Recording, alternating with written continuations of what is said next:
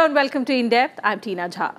Elections for the 17th Lok Sabha will be held in 7 phases between 11th April to 19th May. Counting of votes will take place on the 23rd of May. The BJP is hopeful of retaining power for a second consecutive term. In 2014, the party won 282 seats, outperforming the main opposition parties in several states. Now, according to experts, its performance in 2019 will depend on both its ability to retain its 2014 voters as well as an increase or decrease in the degree of opposition unity. The opposition Congress in 2014 was reduced to an all-time low tally of just 44. But it regained some lost ground in the recent assembly elections in Chhattisgarh, Madhya Pradesh and Rajasthan. Today in In-Depth, we talk about the strategic alliances by parties for the 2019 Lok Sabha elections. Which party stands where in different states and the alliances in the previous 2014 general elections.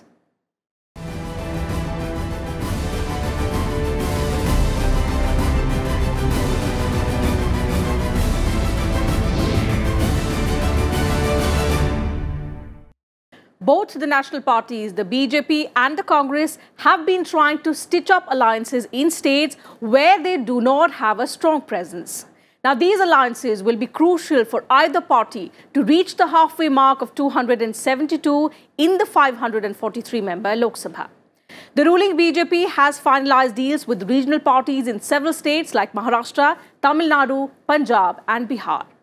In Maharashtra, which has 48 Lok Sabha seats, the BJP and the Shiv Sena will contest on 25 and 23 seats respectively. The parties entered into an alliance despite certain differences between them. Both parties had contested the 2014 Lok Sabha elections together, but contested the assembly elections later the same year separately. In 2014, both parties together had won 41 of the 48 Lok Sabha seats in the state, with the BJP bagging 23 and the Shiv Sena getting 18. BJP President Amit Shah is hopeful that the alliance will win at least 45 seats in Maharashtra in the upcoming general elections.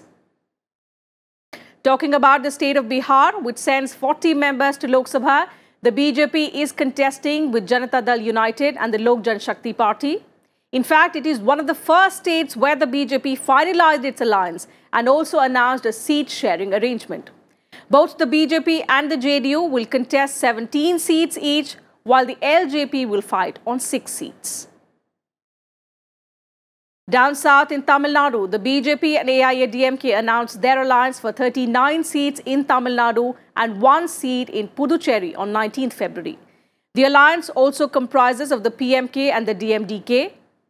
The AIADMK, which is the bigger party in Tamil Nadu, allotted 7 seats to PMK, 5 to the BJP, 4 to the DMDK, and 1 to Dalit-based Pudhiya Thamizhadam in the state.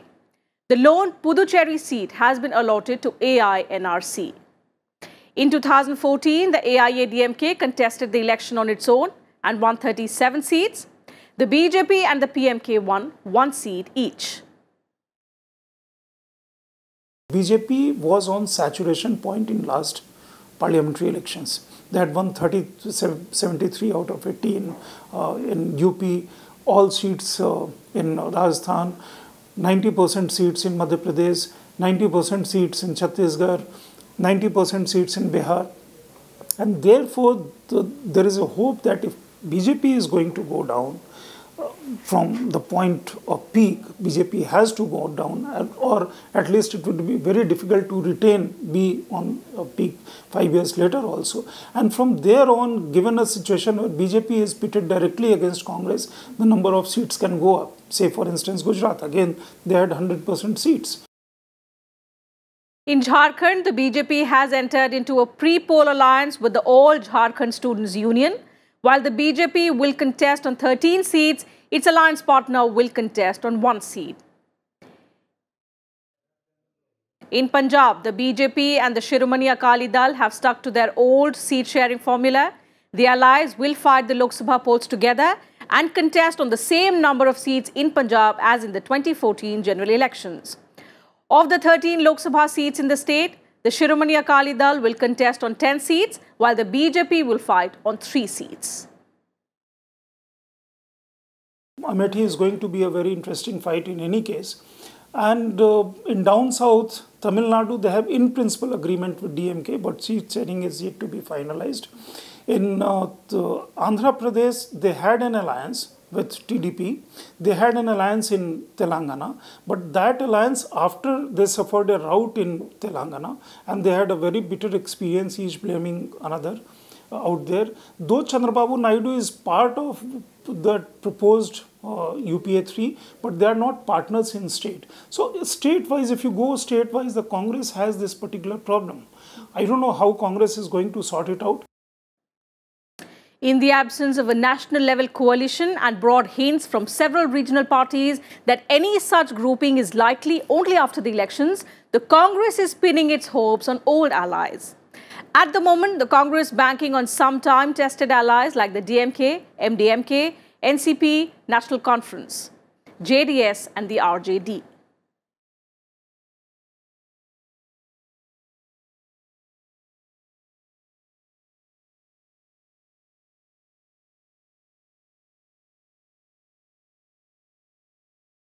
Starting with the DMK in Tamil Nadu, whose President M.K. Stalin has sealed an alliance with the Congress, the DMK has a strong anti-BJP line and is opposing the new 10% quota.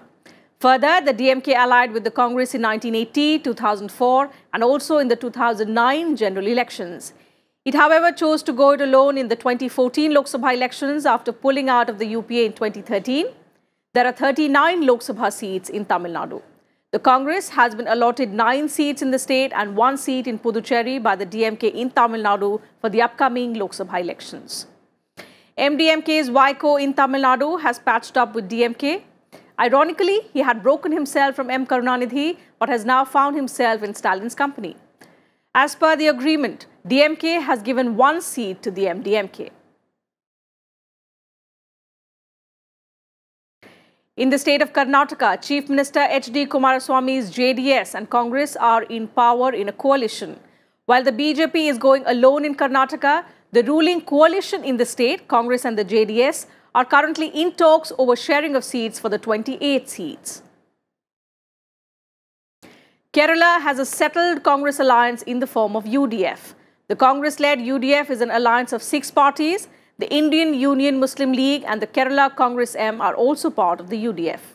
Seat sharing has also been finalized in the UDF, with Congress contesting in 15 seats, IUML in 2, while Kerala Congress M, Socialist Janata Democratic and Revolutionary Socialist Party will get 1 seat each. The Congress has not yet finalized its seat sharing arrangement with the Nationalist Congress Party for the Lok Sabha elections in Maharashtra. Now, this state has 48 seats in the Lok Sabha, the second highest in the country after Uttar Pradesh. The National Democratic Alliance in 2014 had won 41 seats in the last Lok Sabha elections, leaving the Congress-NCP combined with just 6 seats.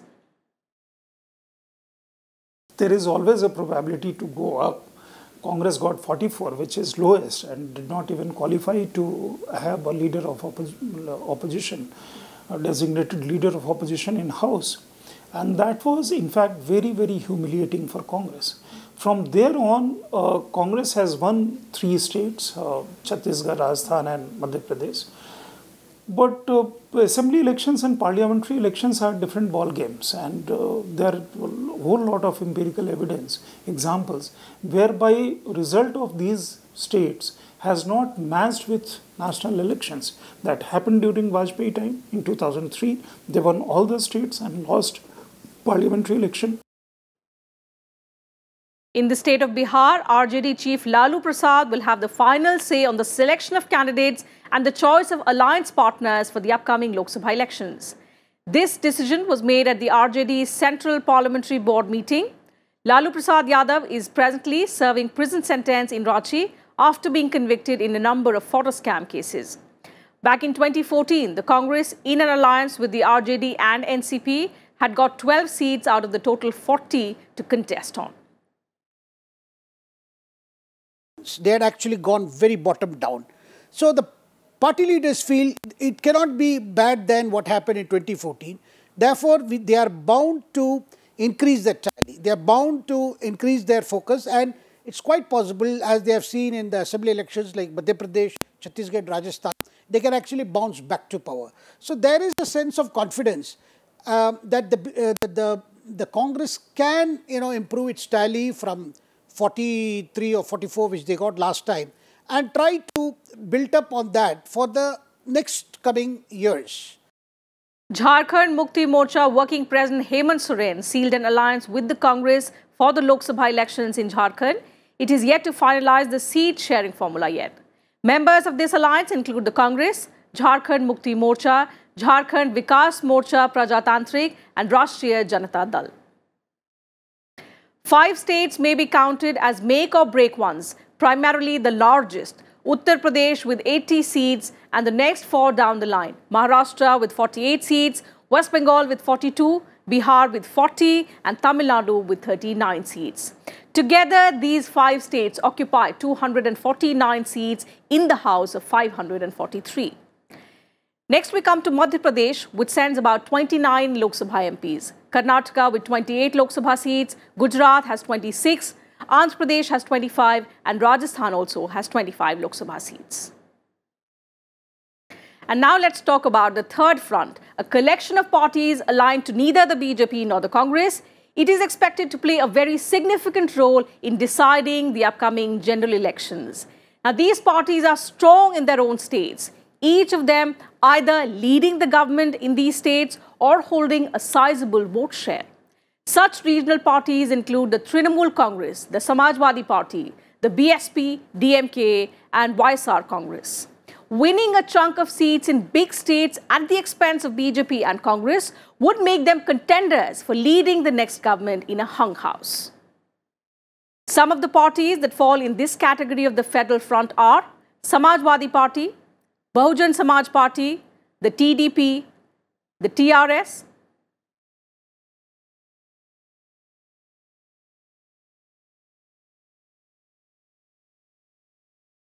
also the YSR Congress Party, the Trinamool Congress, BJD and the INLD.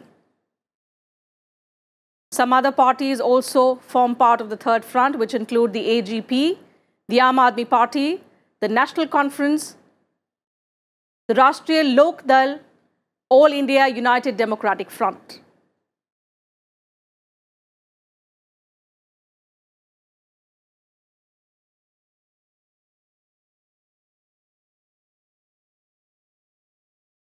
While many of these parties have shared the stage, they are yet to form alliances among themselves.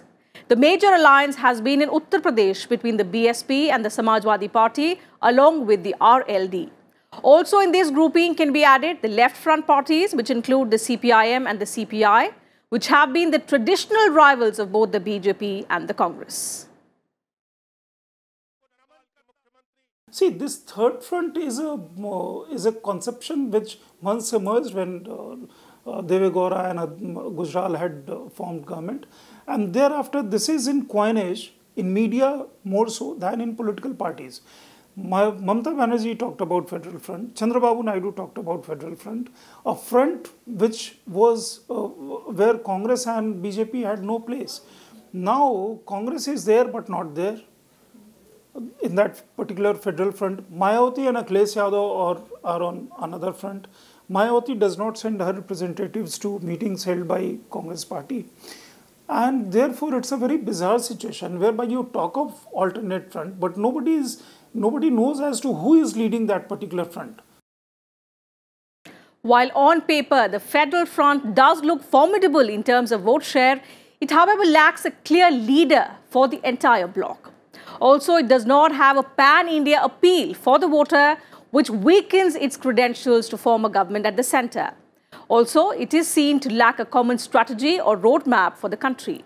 Third front is interesting because 6 months ago, all these leaders, whether it is Mayawati or Mamata or even Chandrababu Naidu, these leaders seem to be fueled by a national ambition.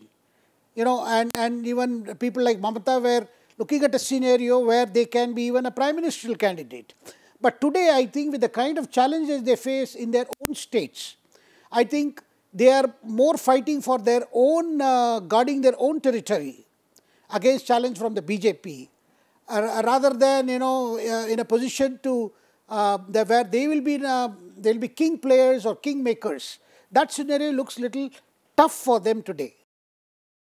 Although the federal front is helped by the fact that while the BJP has made rapid gains in several states, it is still at best a strong number 2 and on its own does not command a significant seat share in these states. In other words, the BJP in many states is yet to topple any of the regional incumbents. The same goes for the Congress, which despite winning 3 significant state elections is also not in any position to dictate terms or form the nucleus of alliances with state partners. With both leading parties handicapped, there is space for regional parties to stake post-election claims for sizable share in the government. A coalition with several regional parties raises the spectre of a weak centre susceptible to the pulls and pressures of local interests. Now, the experience of the mid-90s suggests that these coalitions could not sustain for a longer time, and the governments they formed proved to be short-lived. Often enough, even framing and adhering to a common program proved to be difficult. Also, the competing aspirations to become Prime Minister eroded the voters' confidence in the leaders themselves. Time for a very short break on the program. We'll be right back.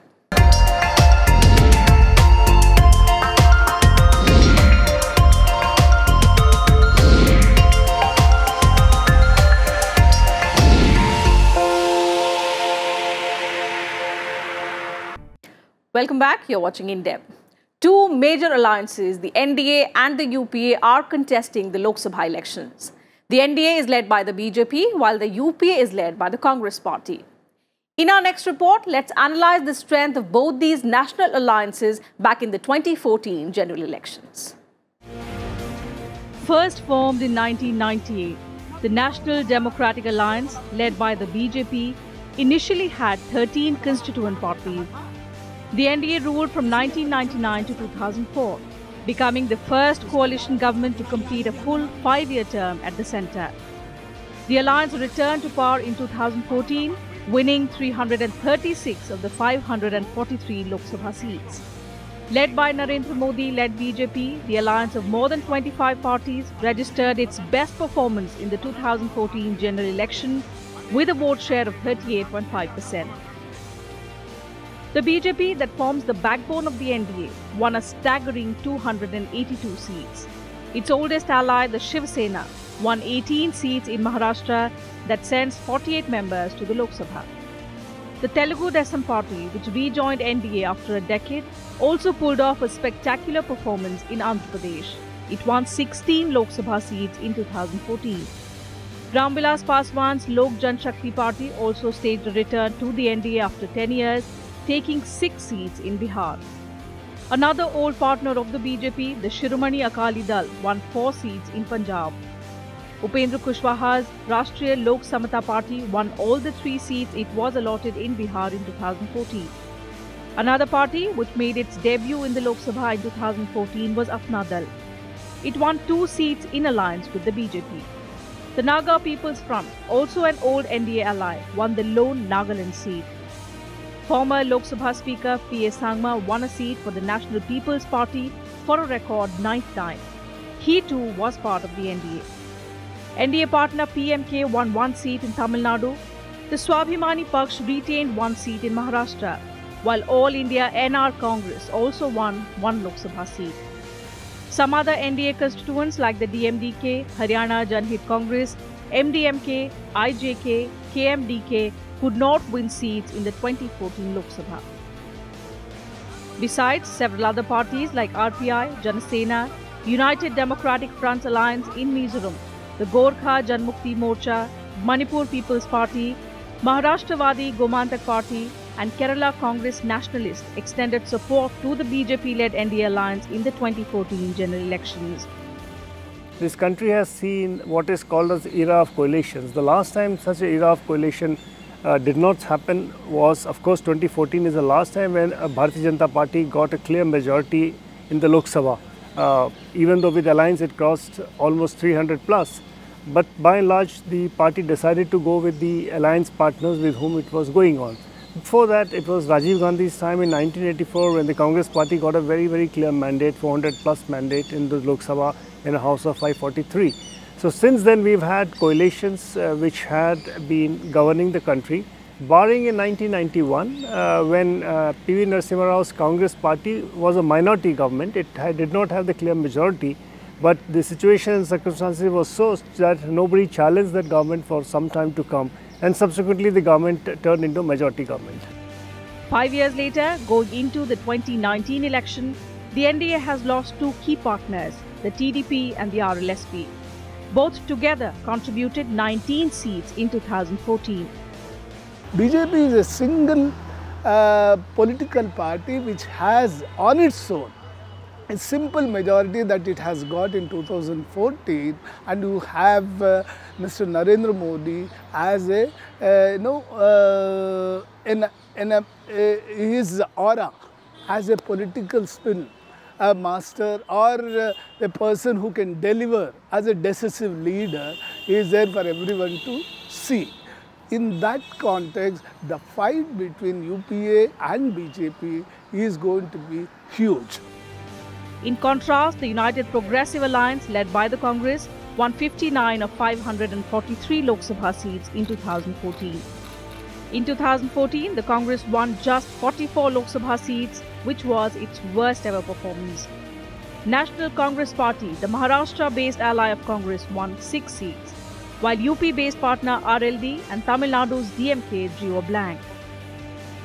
However, encouraged by the election results in 3 states, Madhya Pradesh, Chhattisgarh and Rajasthan, the Congress has been in talks with regional parties for a grand alliance against the BJP. Although with no seat-sharing formula or even a leader to project as the prime ministerial candidate, an alliance for the centre seems a distant reality for now. Bureau Report, Rajya Sabha TV.